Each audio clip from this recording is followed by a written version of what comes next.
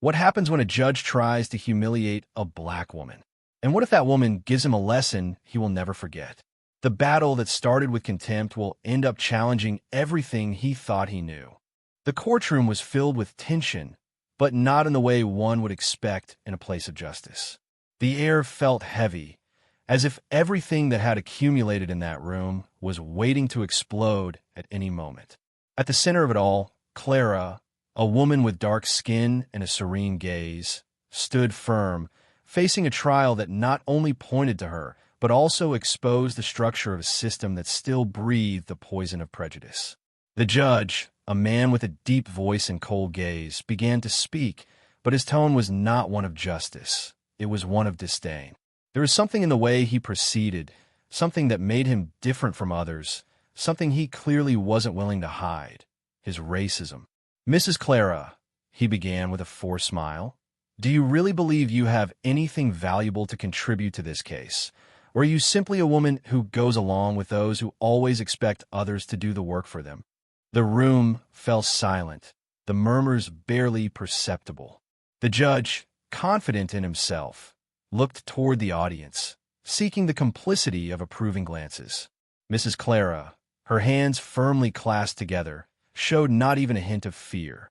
Instead, her gaze was fixed on him, without saying a word, as if she were silently throwing him a challenge, one that required nothing more than what her soul demanded: dignity. "What? Aren't you going to respond?" asked the judge, with a touch of mockery.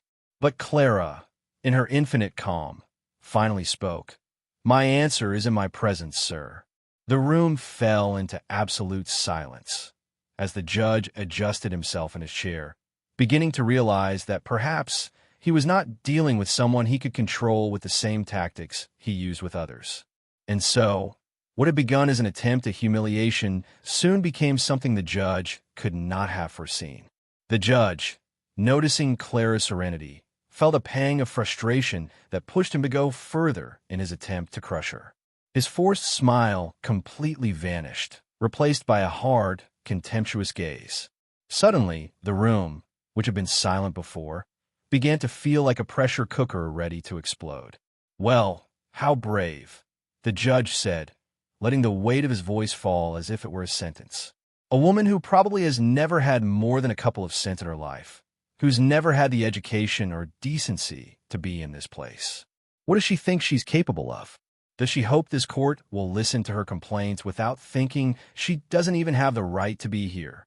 The judge's words hit Clara like an invisible slap, but she did not move, her face as calm as before.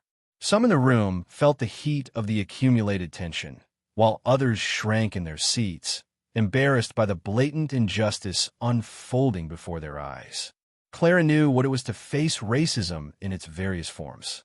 She had learned to remain silent, to resist, to walk with dignity before those who believed her skin color defined her worth. But this day was not going to be like the others. The judge continued throwing questions filled with disdain, each one more cruel than the last. "Tell me, Mrs. Clara," he said, holding a document in his hands with an air of superiority, "who gave you the right to stand here? How dare you think your opinion, so insignificant, can influence something as important as this trial?" Clara, with the calm that only time and experience can grant, slowly raised her head and answered with a clear voice that resonated throughout the room. "Sir, no one gave me the right to be here. I have it because I am a human being with the same rights as you, even if you don't want to accept it." The judge frowned, and his tone grew more aggressive. "A human being?" he repeated mockingly. "No, madam, you're a woman who belongs to a group that has historically been below others. And believe me, this court has no obligation to answer to someone like you." The judge's frustration became palpable. Clara, however, did not let his words destabilize her. Her gaze did not waver, and her voice, though soft, was filled with unwavering certainty. "My worth does not depend on your permission," Clara replied firmly. "It does not depend on what you think I am or the history that has been written by the powerful. My worth is the same today as it was yesterday, and it has nothing to do with the color of my skin." In a desperate attempt to assert his control, The judge slammed the gavel on the table. Silence. Don't talk to me about dignity when you have no idea what it means, his voice roared, with the air of a man who feels powerless before a force he cannot control. This trial is not a stage for you to behave as if you were at a human rights conference. You're here because you made a mistake, and you must be treated as such. Clara clenched her teeth, but she did not allow anger to control her. She knew that what was happening in that moment was bigger than herself. It was the battle of a lifetime, a struggle that for the first time not only involved her, but everyone who had ever been treated with the same indifference. "What you don't understand, Mr. Judge," Clara said without raising her voice, but with impressive clarity, "is that I am not afraid of your contempt. You could try to disqualify me, humiliate me, insult me, but that won't change what I am. It won't change the fact that every word you throw at me bounces off the reality of who we truly are. And that, Mr. Judge, is something you cannot destroy." The entire room fell into absolute silence. No one dared to speak. Everyone's eyes were fixed on Clara, a woman who, standing before the most powerful authority in the courtroom, remained unbroken. The judge, for the first time, seemed to lose control. His face, once sure, now showed a slight crack of doubt. He couldn't understand how a woman like her, a woman he had tried to degrade, could remain so firm. The atmosphere was charged with electric tension, and the judge knew he was facing something he had never imagined. Someone willing to challenge the system of power he represented. But he still didn't fully understand it. He was about to. The judge, who until that moment had believed the control of the situation was his, realized that Clara was not an ordinary woman. Her words, so simple yet powerful, resonated in the room, penetrating the invisible walls of power he had built over the years. And that bewildered him. No one, ever, had responded like this. No one had had the courage to look him in the eye with that defiant serenity. The judge, visibly uncomfortable, tried to regain his composure. He took a deep breath and slammed the gavel on the table again, harder than before, as if by doing so he could restore his authority. "Don't waste my time with empty speeches, madam," he said, his tone growing more irritable. "This is a trial, not a forum for opinions, and you're not in a position to give lessons." But Clara, with a calmness that seemed almost bewildering, looked at him again. Her voice did not rise, but each word she spoke was like a spear piercing through the prejudice and hate the judge tried to hide beneath his facade of authority. "Lessons are not only given in courts," Clara said. "The lessons are the ones life gives us, even when we don't always want to listen." Her gaze intensified. "But it seems, Mr. Judge, that you are more focused on keeping your position than on recognizing the reality in front of you." The judge, upon hearing those words, felt as if a weight had fallen on his chest. The audience held its breath. The trial was no longer just about a legal case. It had become a direct confrontation between two worlds that couldn't have been more different. The judge, blinded by his racism, thought Clara was just another woman he could manipulate with his authority. But Clara was no ordinary woman, and she knew it. The tension in the air was palpable. The room, which had previously been just a stage for yet another injustice, was now filled with a vibrant energy, as if the entire place had been transformed. The judge, feeling his power beginning to crumble, looked around, searching for an escape, a way to regain control. But what he saw was a room full of eyes watching him, silently judging him. Some had their heads lowered. Others watched with a mixture of awe and admiration for Clara's bravery. With an almost automatic gesture, the judge looked back at the file in his hand, trying to find something, anything, he could use against her. But the truth, though hidden behind the papers, could no longer be ignored. The system, so meticulously structured to punish the weak, was now being tested by a single woman. "Is that all you have to offer?" the judge said sarcastically, pointing at the file with a trembling hand. "A lesson on dignity? A woman like you wants to teach me something about justice." Clara did not yield. Her eyes never left the judge, her words always clear, unwavering. "No, Mr. Judge, I'm not here to teach you about justice. I'm here to remind you that we are all human. that the power you think you have is not absolute, and that true strength is not found in humiliating others, but in rising with dignity, even when the world tries to knock us down. The judge briefly closed his eyes, as if trying to block Clara's words, but he knew he couldn't. The sound of the gavel echoed again, but this time it seemed weak, almost useless. And it was then that Clara knew she had already won. Not because she had obtained a favorable verdict, but because she had achieved something much greater.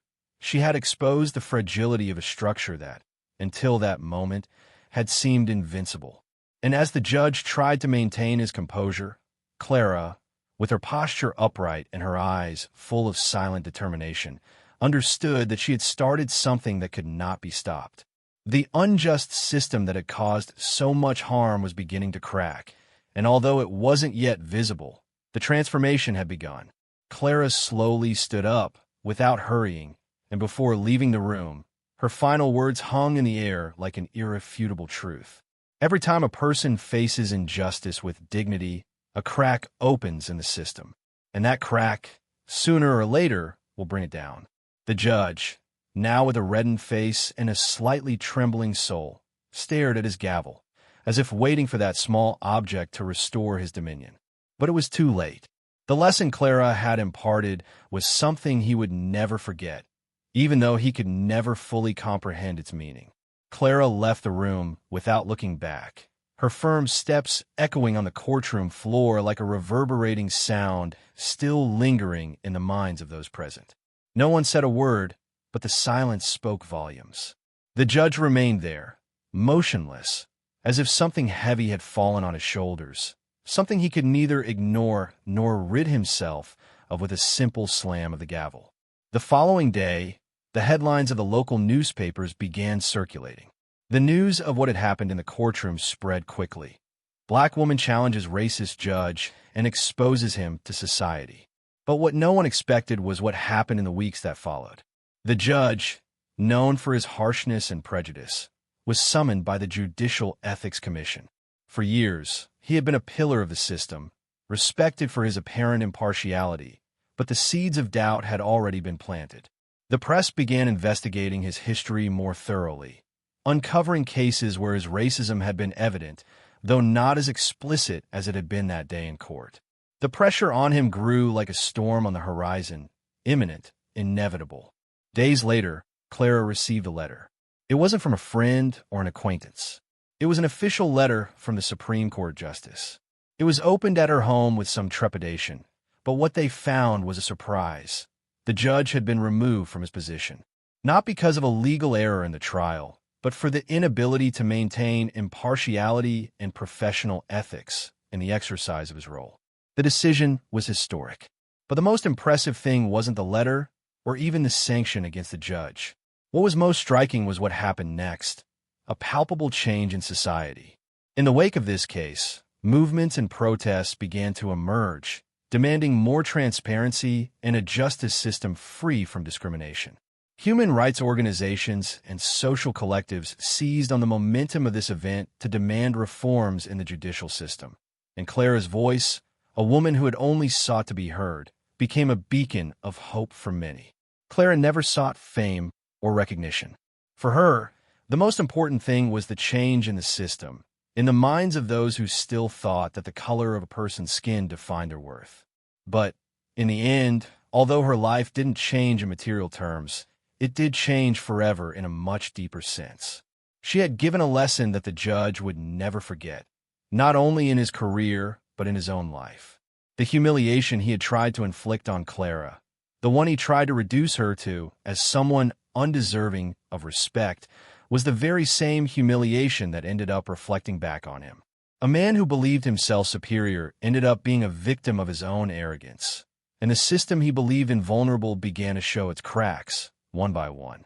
Clara, with the same calm as always, gazed at the horizon from her window, knowing she had accomplished something much greater than any personal victory.